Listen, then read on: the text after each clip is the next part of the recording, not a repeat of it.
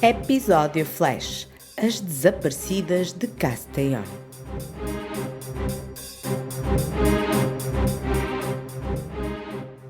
Um aviso aos ouvintes: o seguinte podcast apresenta conteúdo que pode não ser indicado para todas as pessoas. Quando o pequeno município litoral de Benicàssim, na província de Castellón, que pertence à comunidade espanhola de Valência, vê desaparecer uma das suas jovens em circunstâncias que ninguém consegue explicar, gera-se o pânico entre todos os habitantes, que teimam em não baixar os braços até que se chegue a um desfecho. Enquanto isso não acontece, gera-se um ambiente de medo.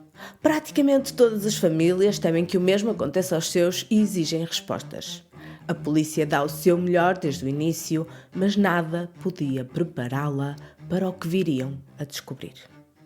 A busca terminará com respostas, sim. Respostas que ninguém queria ou merecia ouvir. Olá, eu sou a Isabel Formalista e esta é a Fórmula do Crime. Estávamos a 1 de julho de 1995. Era verão, a região de Benicàssim estava cheia de gente e de vida, como seria de esperar em qualquer estação balnear mediterrânica. Os jovens aproveitam para fazer o que mais gostam e que também sabem fazer. Divertem-se, juntam-se, jantam, bebem, conversam, confraternizam e dançam. O ambiente é relaxado, festivo e despreocupado. Nesse dia, a professora de inglês Sonia Rubio regressa de uma viagem a Londres e não quer desperdiçar a noite de sábado. Como qualquer jovem adulta de 25 anos, gosta de se reunir com os amigos e de passar uma agradável noite na sua companhia. Por isso, logo que chega, deixa as malas em casa e sai para jantar. A noite corre bem, jantam, passam por alguns pubs de rua e acabam numa discoteca que fica por baixo de um hotel conhecido da zona. Cerca das 4 da manhã, Sónia começa a acusar o cansaço natural da viagem e decide que está na altura de voltar para casa. Juntamente com uma amiga, que também já tinha decidido terminar a noite de diversão por aí, saem para os jardins do hotel e tentam perceber se mais alguém vai embora que lhes possa dar boleia até casa. Chegam à conclusão que ninguém parece disposto a abandonar o recinto. As duas então atravessam o portão do hotel e decidem ir para casa a pé. Estava mau tempo, mesmo sendo tarde as ruas tinham gente e não teriam de caminhar assim tanto até às suas respectivas residências. As amigas caminham juntas até um cruzamento onde se despedem e separam. Sónia vai para a esquerda em direção à avenida muito movimentada e a amiga vai para a direita. A curta distância que separava Sónia de casa e os inúmeros automóveis que circulavam na avenida não evitaram, contudo, que este curto trajeto se tornasse no maior enigma de Benicàssim até à data. O que aconteceu a Sónia? Por que é que nunca chegou a casa? Fugiu? Foi sequestrada? Haveria alguém que tivesse algum motivo para lhe fazer mal? Mas quem? Ou porquê? Sonia Rubio era uma jovem perfeitamente normal. Tinha amigos, estava completamente enquadrada na geração adulta mais nova e tinha uma ligação muito estreita com a família. Não é por isso de estranhar que a polícia começasse a desconfiar que algo de muito errado tinha acontecido a Sónia quando seus pais, preocupados, se dirigiram à esquadra para reportar o desaparecimento da filha. Por uma vez, tenho a oportunidade de vos dizer que um desaparecimento foi imediatamente encarado não como um ato voluntário, mas como um possível rapto. Há sempre uma primeira vez, não é? E porquê é que isto aconteceu? Porque nada, absolutamente nada, na vida desta mulher indicava que ela pudesse desaparecer de forma voluntária sem dar notícias. Não tinha problemas com ninguém e, para além disso, tinha acabado de chegar de viagem. Se quisesse desaparecer, tinha-o feito antes de regressar, não acham? Logo, sabemos que a polícia não perdeu tempo e colocou imediatamente mãos à obra. Entrevistou muita gente, fez buscas e tomou diligências, as que conseguiu, claro. Contudo, o impensável parecia ter acontecido. Sónia desapareceu em pleno verão, numa movimentada estância balnear que tão bem conhecia e ninguém tinha visto absolutamente nada. Não havia pistas, parecia que se tinha chegado a um beco sem saída. Enquanto não conseguisse encontrar a ponta do novelo, era muito difícil descobrir o que quer que fosse. Face à falta de respostas e inconformados com a ausência de novas informações, as pessoas de toda a comunidade de Castellón decidem fazer alguma coisa e organizam uma manifestação para não deixar cair o desaparecimento no esquecimento. Juntam-se muitas pessoas, mobilizam-se voluntários que fazem buscas e espalham panfletos. Em pouco tempo, o país é inundado por flyers que estão em toda a parte. A polícia entra também em contacto com a Interpol, o que faz com que o caso passe a ter visibilidade internacional. Muitas pessoas bem-intencionadas ligaram de vários pontos de Espanha por achar que tinham avistado Sónia. Infelizmente, nenhuma destas pistas trouxe qualquer fruto. Os dias passaram-se, cada uma das dicas que chegavam tinha de ser avaliada e descartada. Havia uma esperança de que um dia alguma delas pudesse ser a chave para a resolução do mistério. As preocupações com o que tinha acontecido à professora de inglês adensavam-se com a falta de notícias durante tanto tempo. Havia já uma forte convicção velada de que poderia não se encontrar viva.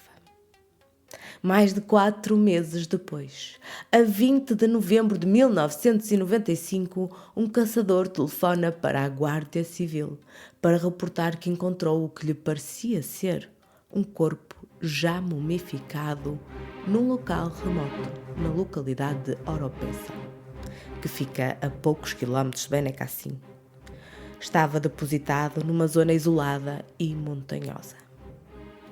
Apesar de o corpo estar compreensivelmente irreconhecível, os agentes que acorreram ao local sabiam que quem ali jazia era a jovem adulta que vinham procurando há tantos meses. Não havia dúvidas, as roupas denunciaram que se tratava de facto de Sónia Rubio. A busca tinha terminado. Conforme temiam, tinha ocorrido um crime. Já não havia nada que pudesse ser feito para salvá-la. Restava-lhes agora investigar quem estava por trás de tamanha barbaridade. Seria difícil, mas estavam todos determinados. A notícia foi recebida com muita tristeza e consternação.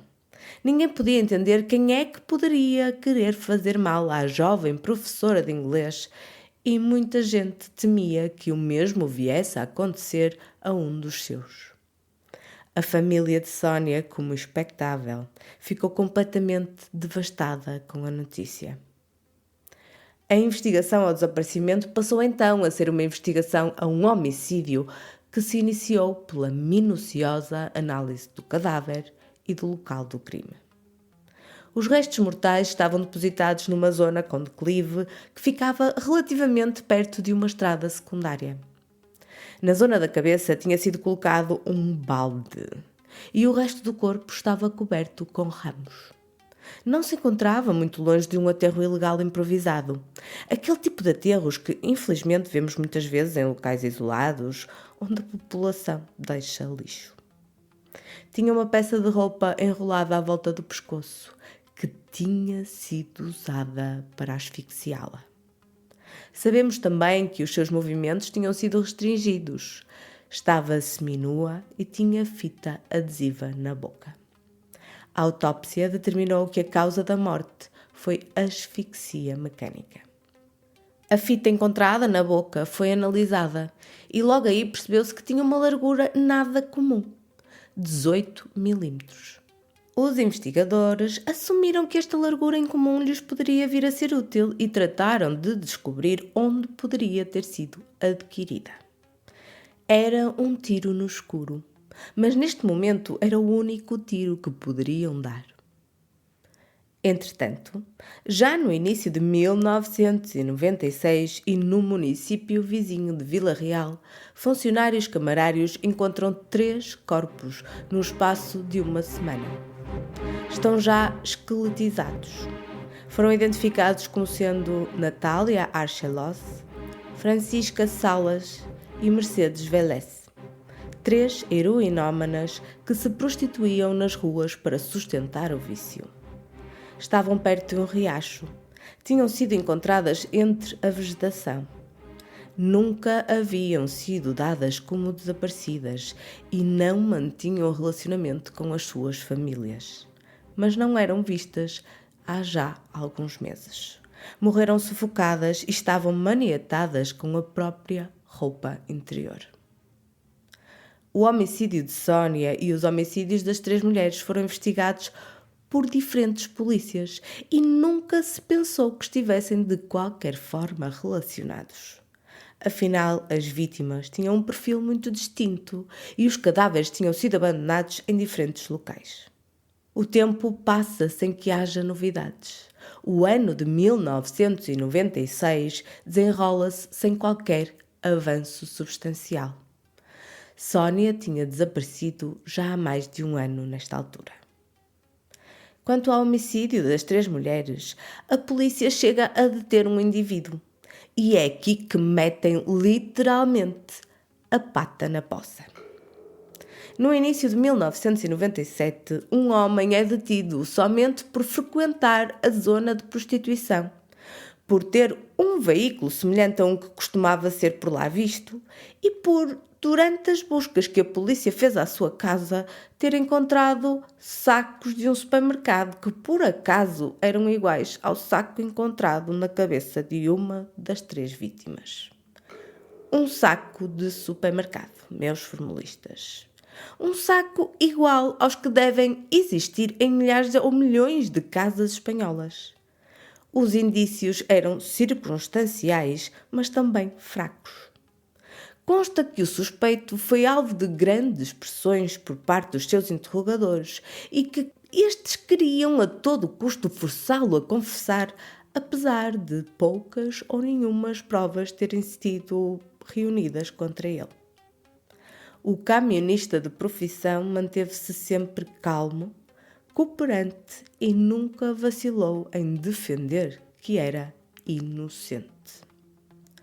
Um mês depois da detenção, a 19 de fevereiro de 1997, para espanto da população, aparece um outro cadáver. Trata-se de Amélia Sandra Garcia, uma mulher dada como desaparecida há 5 meses. Estava a boiar num lago que se inseria numa zona arborizada rural. Esta vítima tinha, contudo, uma diferença das outras 4. Apresentava sinais de que tinha sido violentamente espancada. Tinha um traumatismo craniano, mas a causa da morte tinha sido, como no caso das anteriores, asfixia mecânica. Estava seminua e tinha as mãos amarradas.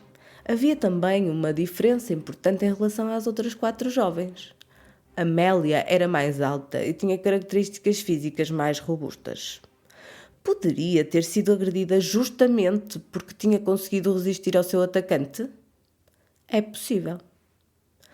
O facto que se reveste de grande importância é que Amélia, uma empregada fabril de 22 anos, tinha sido vista pela última vez a sair de uma discoteca em Castellón a 14 de setembro de 1996, tal como mais de um ano antes tinha acontecido com Sónia Rubio. Este facto não foi ignorado e as autoridades começaram a relacionar o desaparecimento de Sónia e de Amélia, que pareciam estar intimamente conectados. Neste momento, havia 2 linhas de investigação distintas. Uma que seguia os assassinatos de Sónia e de Amélia, as 2 jovens desaparecidas pouco depois de saírem de uma discoteca, e a outra que seguia os assassinatos das 3 mulheres toxicodependentes cujos corpos tinham sido encontrados a pouca distância uns dos outros num local remoto. Para a primeira linha, ainda não havia qualquer suspeito, mas no que se refere à segunda linha de investigação, tinham já um suspeito em custódia policial: o camionista. Todavia, os indícios que a polícia havia reunido contra este indivíduo pareciam carecer de robustez. Depois de ter passado um par de anos sob um intenso escrutínio judicial e popular, depois de ter visto a sua vida e a sua reputação completamente destruídas, depois de ter passado 5 meses encarcerado e depois de ter perdido o emprego e a casa, o juiz ordena a libertação imediata do detido, que sai do cárcere tão só, para tentar reunir os cacos que restaram da vida que em tempos teve. Apesar de estar vivo, este homem foi também uma vítima de um terrível assassino que continuava à solta. Viveria para ver o seu nome finalmente limpo e receberia até uma indemnização. A sua vida tinha sido afetada para sempre. Não teve muito tempo para aproveitar o dinheiro que recebeu e, infelizmente, faleceu pouco depois. A busca pelo assassino ou pelos assassinos continuava, e é tomada a decisão de contactar a Unidade Especial de Investigação de Homicídios da Guardia Civil, uma unidade de elite que intervém em casos mais complexos. Pela primeira vez em Espanha, tentam traçar o perfil criminal do indivíduo. E é inclusivamente pedido o auxílio do FBI e de uma universidade espanhola. Pela primeira vez também considera-se que a mesma pessoa pode ser responsável pelas 5 mortes, apesar dos diferentes perfis de vítimas. E porquê? Porque se começa a acreditar que o perpetrador possa ter um ódio absoluto contra o género feminino. Para ele, todas as mulheres são prostitutas. Se assim for, a diferença que até agora tinha separado as duas investigações é anulada e todas as semelhanças ganham um novo significado.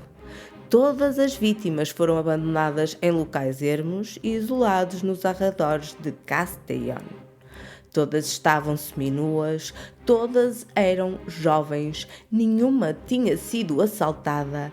A causa da morte foi, nos 5 casos, asfixia mecânica.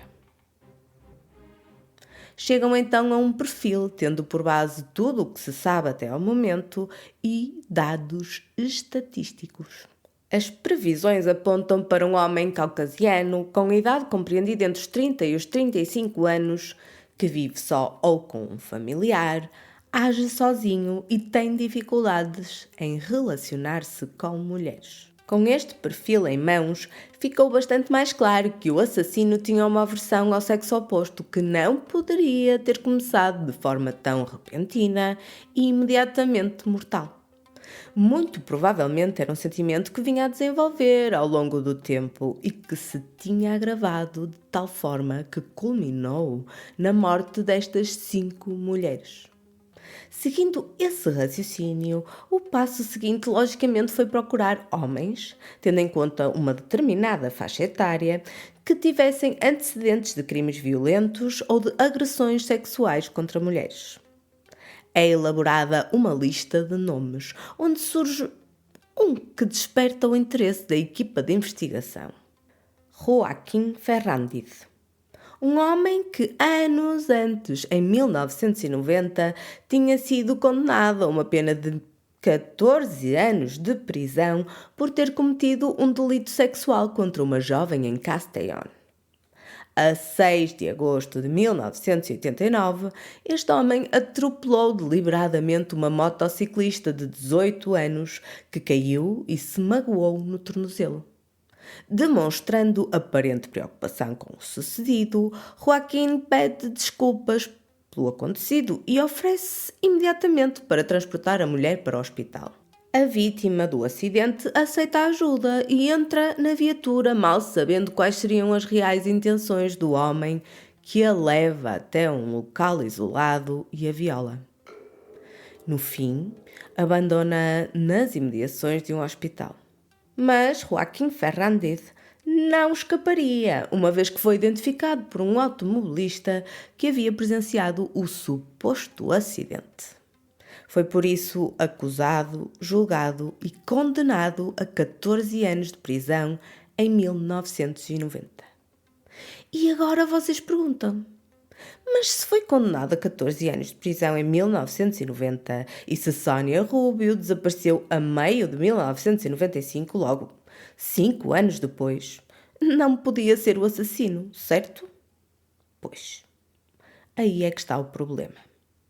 Depois de uma intensa campanha levada a cabo por familiares e amigos que reclamaram veementemente a sua inocência, Joaquim Fernández cumpre apenas 5 anos da pena e é libertado mais cedo por bom comportamento, 3 meses antes de começarem os desaparecimentos em Castellón.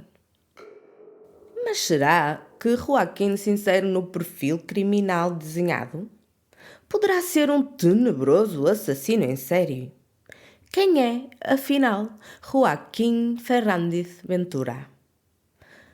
Joaquim Fernández Ventura nasceu em Valência no dia 9 de dezembro de 1963, no seio de uma família de classe média-baixa. Vive com o pai, que é marinheiro mercante, com a mãe, uma irmã e um irmão.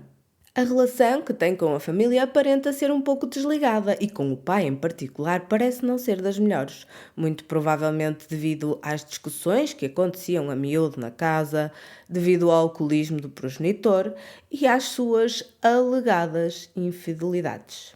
De qualquer das formas, por causa da natureza do trabalho que tinha, o patriarca também não passava muito tempo com a família.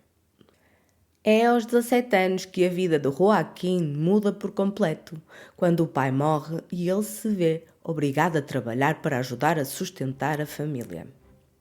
À exceção deste facto, a sua vida parece em tudo muito semelhante à de outros jovens da sua idade.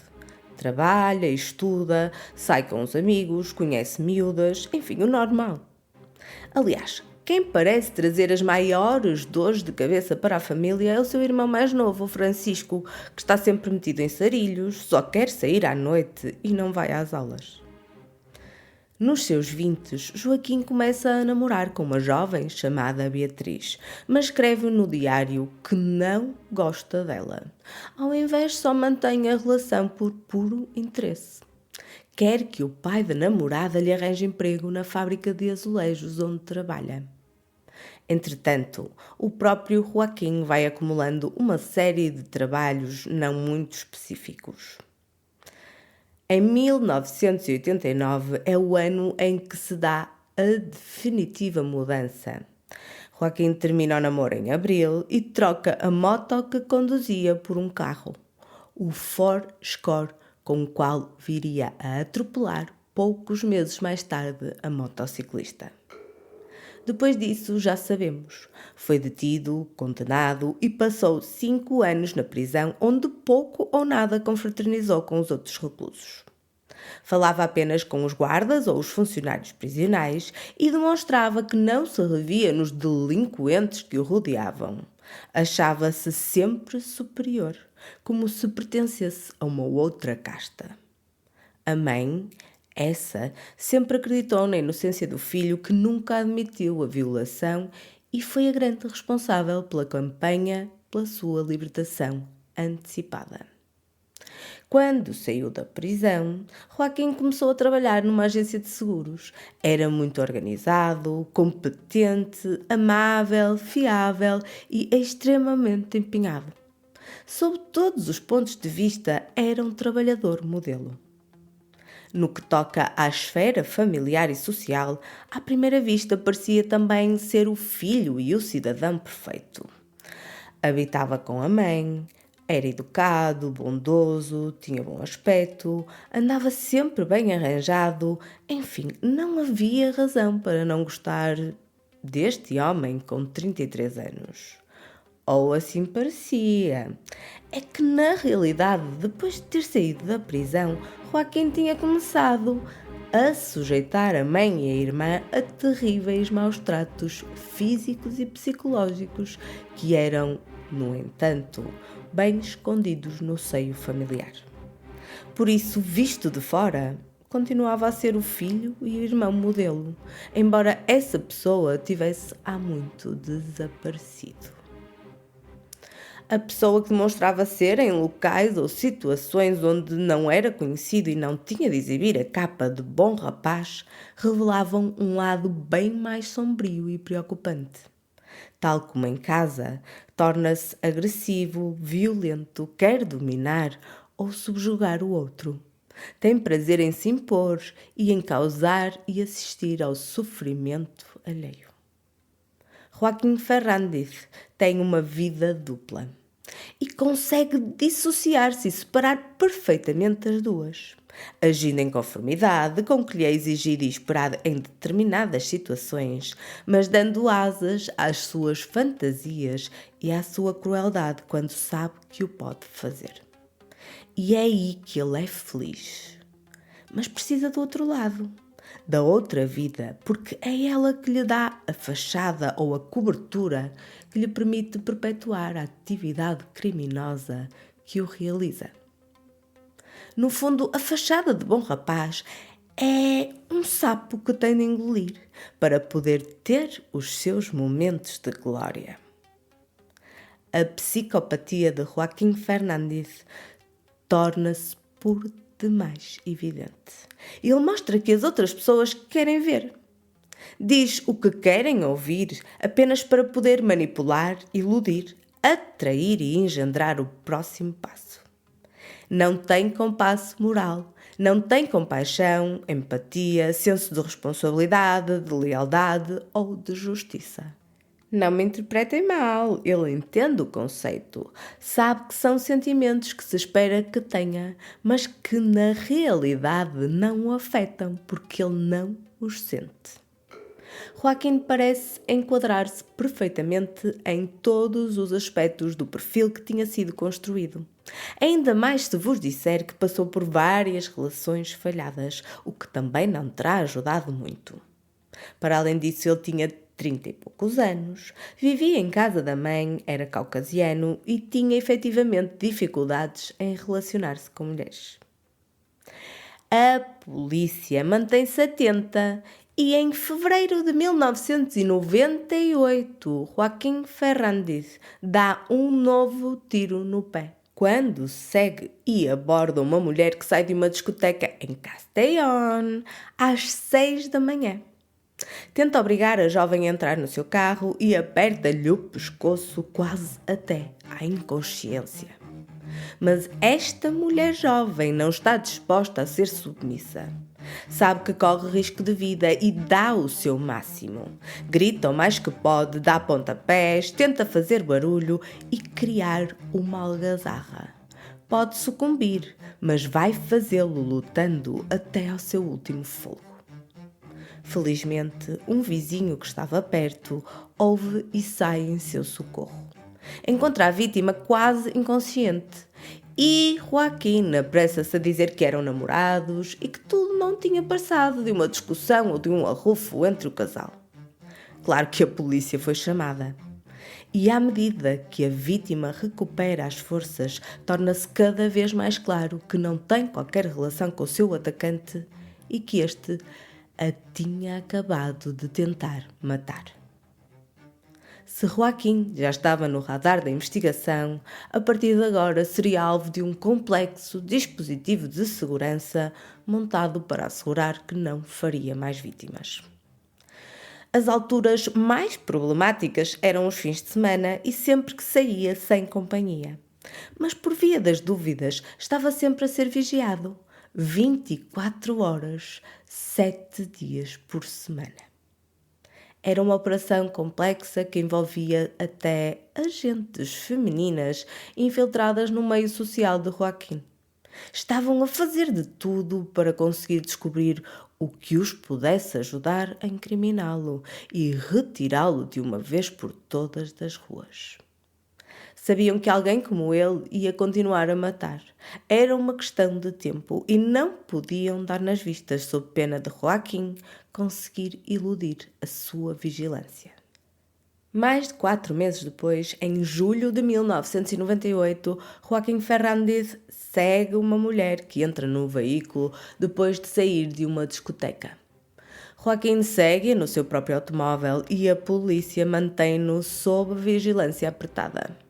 A mulher faz uma paragem pelo caminho para comprar tabaco e, nesse momento, Joaquim sai do carro, agacha-se junto ao veículo da jovem e esvazia o pneu. Aí, torna-se evidente que se está a preparar para atacar de novo. Os agentes que estão mais perto comunicam o que acabou de se passar com a restante equipa, que nesse momento se apercebe que a hora H está a chegar. Têm de concentrar todos os esforços para deter os intentos do suspeito. Não pode haver mais vítimas. Pouco tempo depois, a mulher regressa à viatura e arranca. Durante o trajeto, acaba por perder o controle do carro e despista-se numa rua de gravilha numa zona de obras. Joaquim para, tentando fazer-se passar por um bom samaritano que quer apenas ajudar. E é aí que a equipa de vigilância intervém e impede que Joaquim faça a sua próxima vítima. Mais uma vez, Joaquim tinha criado as condições ideais para se impor na vida de uma mulher sem levantar suspeitas. Este era o seu modus operandi. Só que desta vez seria impedido de avançar com o seu plano maquiavélico. É que um dos agentes da Guarda Civil também parou. Chega até a introduzir-se no carro e segue com Joaquim e com a vítima até ao hospital. Por esta é que o astuto criminoso não contava. A jovem mulher é assistida e Joaquim vai-se embora sem poder consumar a violação. E agora perguntam vocês, por que é que o deixaram ir e não o detiveram? Ora bem, como se tratava de um caso que já se arrastava há algum tempo e uma vez que o suspeito se encontrava a ser vigiado, parece-me que a Guarda Civil optou por passar toda a informação que tinham reunido ao Ministério Público, que sabiamente e por fim se decidiu pela sua detenção urgente. É que manter uma pessoa assim nas ruas era incomportável e muito provavelmente já tinham reunido indícios suficientes para sustentar causa provável no que toca ao presumível assassinato das 5 mulheres. Quer dizer, a esta altura do campeonato sabiam que o suspeito estava com um modo de caça ativado e qualquer descuido podia resultar em mais tragédia. No final de julho de 1998, 3 anos depois do desaparecimento de Sónia Rubio, Joaquim Fernández Ventura regressa à prisão, local de onde, aliás, nunca deveria ter saído. Um dos agentes que o foi buscar a casa caracterizou-o como um homem frio, hermético, distante, fechado e tenso. Seguiram-se buscas à casa da família de Joaquim. Encontraram uma seleção de jornais onde eram abordados os crimes que lhe estavam a ser imputados. Encontraram também a fita adesiva que tanto tinha despertado a curiosidade dos investigadores anos antes por ser tão rara. Estava lá e tinha exatamente as mesmas características da fita encontrada sobre a boca de Sónia Rubio e, mais importante, tinha a mesma largura. Conseguiram ainda encontrar a válvula que tinha sido retirada do pneu da última vítima que planeava atacar. Mesmo com todas as evidências, a princípio o suspeito nega a autoria de qualquer crime. Mas com o passar do tempo, ao perceber que as provas o incriminavam claramente, acaba por admitir tudo. Isto permitiu que a polícia levasse o assassino em série, confesso, a todos os locais onde foram realizados os crimes, de forma a reconstituí-los. Sónia e Amélia moviam-se nos mesmos círculos de amigos ou frequentavam os mesmos locais de Joaquim e não tinham estranhado quando o homem lhes ofereceu boleia. Quanto a Natália, Francisca e Mercedes, conhecia-as bem por frequentar as zonas onde as acompanhantes captavam os seus clientes e também elas foram selecionadas como vítimas. Um breve olhar para os diários da adolescência do assassino demonstravam um ódio, uma raiva e um inconformismo crescente que se ia acumulando sempre que era rejeitado pelo sexo oposto. Sentia-se frustrado, rejeitado e humilhado. E isso foi algo que nunca conseguiu ultrapassar. Esse foi o motivo que o levou a cometer aqueles crimes. Fazendo-o, dominava-as, subjugava-as, impunha-lhes a sua vontade, obrigava-as a sofrer até ao derradeiro suspiro. Essa frustração até pode ter sido o motivo, mas ele só conseguiu matar da forma que fez porque é, em primeiro lugar, um psicopata. Que, tal como outros do género, se sente insatisfeito por viver uma vida convencional que segue os parâmetros e as normas da sociedade ou até da legalidade. O egocentrismo, a sensação de domínio, de poder, a maldade extrema e a descarga de adrenalina foram os grandes motivadores dos crimes. O ódio contra as mulheres foi tão só e apenas produto da sua própria personalidade doentia. Foi usado, isso sim, para selecionar as suas vítimas. O julgamento atraiu imensa cobertura mediática que fazia jus ao interesse nacional. O réu manteve-se quase sempre sem qualquer expressão evidente. Os testemunhos seguiram-se, um atrás do outro, e em janeiro de 2000, Joaquim Fernández Ventura foi sentenciado a 69 anos de prisão e ao pagamento de 100 milhões de pesetas às famílias das vítimas. É claro que não cumprirá os 69 anos, porque a pena máxima de prisão em Espanha não o permite. E agora, caros formalistas, chegamos à parte que mais me preocupa e que merece uma intensa reflexão por parte não só da sociedade, de todos nós, como da justiça. Joaquim Fernández permaneceu preso numa cadeia de máxima segurança até 2023.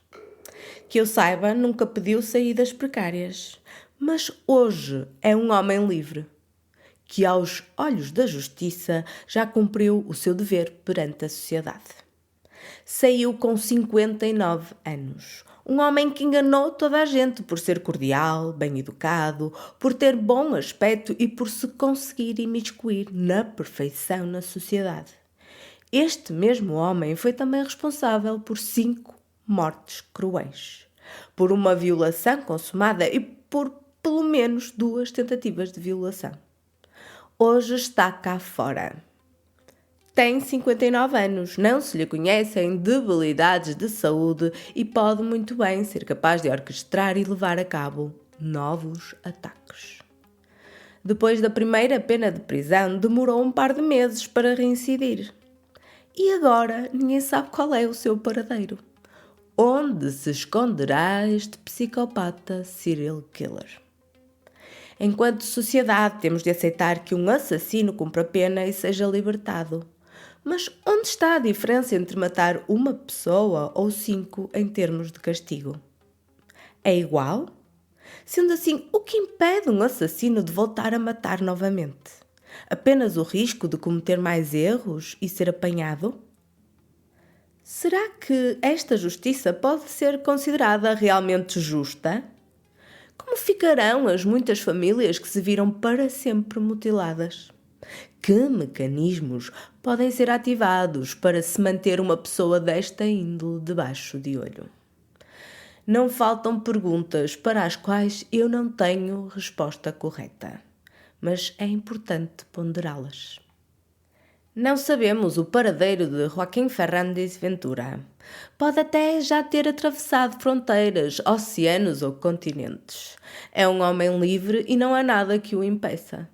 Pode ir para onde ninguém lhe conheça o nome ou as feições e pode voltar a misturar-se na multidão. Esperemos que não volte a fazer vítimas. E tu aí desse lado, achas que Joaquim Fernández, o serial killer de Castellón, voltará a atacar? Envia-nos uma mensagem usando o link nas notas do podcast para nos dares a tua resposta. Bem, chegamos ao fim deste episódio.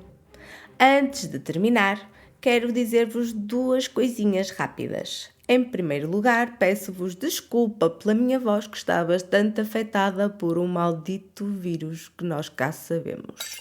E quero também dizer a quem nos está a ouvir em julho de 2024 que a equipa de Fórmula do Crime vai fazer uma pequena pausa para retemperar energias e regressar em força em agosto. Espero que nos perdoem pela pausa, mas, acima de tudo, espero que sintam muito a nossa falta. Nós vamos, sem dúvida, sentir a vossa. Até lá, aproveitem muito. Vemo-nos no próximo episódio da Fórmula do Crime. Esta foi uma produção de Fórmula do Crime, a equipa que te traz os crimes reais em português.